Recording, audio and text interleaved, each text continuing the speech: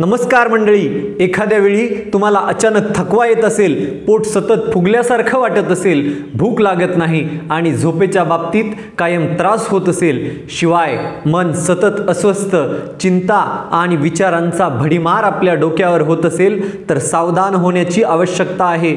हे वातदोषाचे संकेत असू शकतात।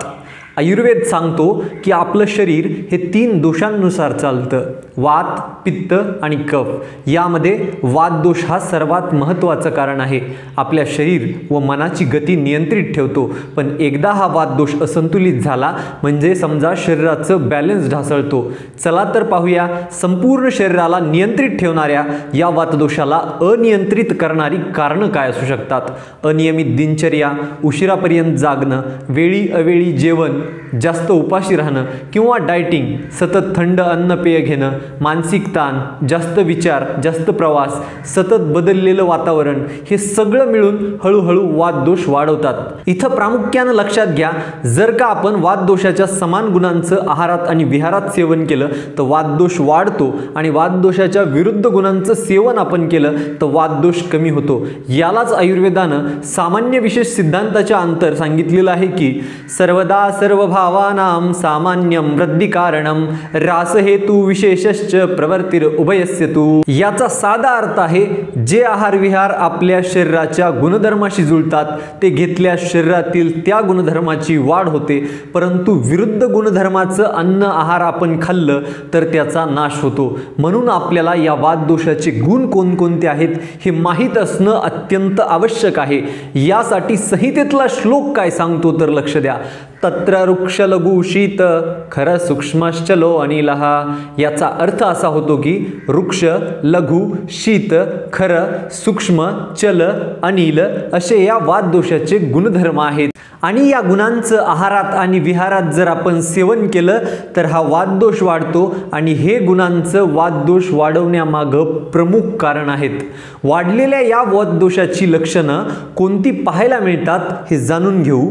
शरीर सांगून टाकतं की त्वचा, केस कोरडी पडणं, पोटात गॅस, बद्धकोष्ठता, सांध्यामध्ये दुखणं, कटकट आवाज करणं, सतत थंडी वाजणं, थकवा येणं, पचन मंदावणं, भूक न लागणं, झोप न लागणं आणि मानसिक बाजूला म्हणजे मन अस्थिर, अतिविचार, मूड स्विंग्स व सततची काळजी।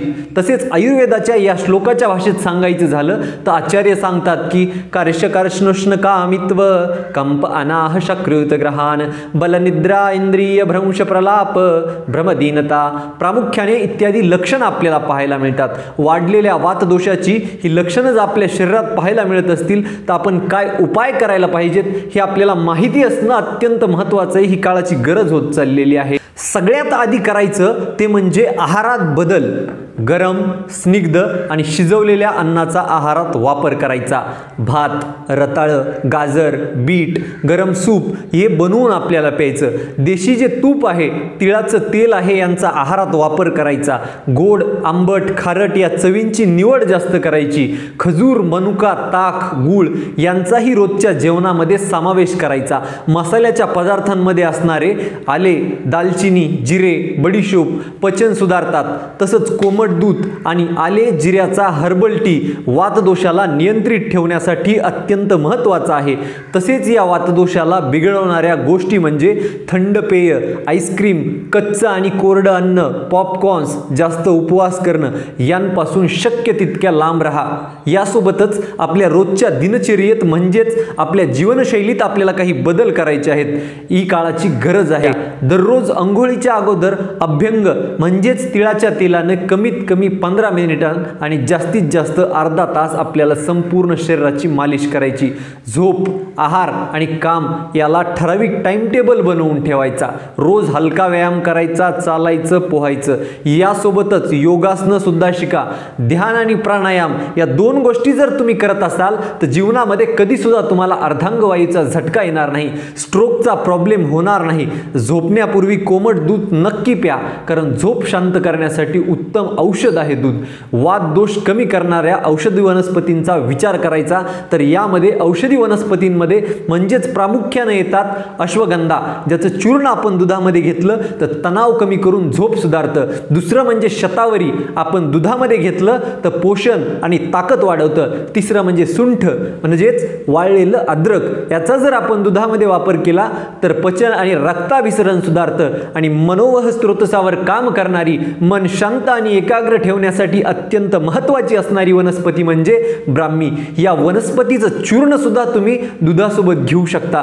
तर आता तुम्ही म्हणाल की या सगळ्या वनस्पती आम्ही कशा घ्यायच्या, तर मंडळी लक्षात घ्या, 25 ग्राम प्रत्येकी वनस्पतीचं चूर्ण, जसं की 25 ग्राम अश्वगंधा, 25 ग्राम शतावरी, 25 ग्राम सुंठ आणि 25 ग्राम ब्राह्मी, या चारही वनस्पतींचं चूर्ण मार्केटमध्ये भेटतं. ते चूर्ण घ्यायचं, एकत्रित करायचं. आपल्याकडे 100 ग्राम चूर्ण झालेलं असेल मिक्स केल्यानंतर रोज संध्याकाळी झोपताना 1 ग्लास दुधामध्ये 1 चमचा हे मिक्सर टाकायचं आणि हा उपाय आपल्याला कमीत कमी 21 दिवस करायचा आहे. याबरोबरच काही पथ्य आणि अपथ्यांचा सुद्धा विचार करणं गरजेचं आहे.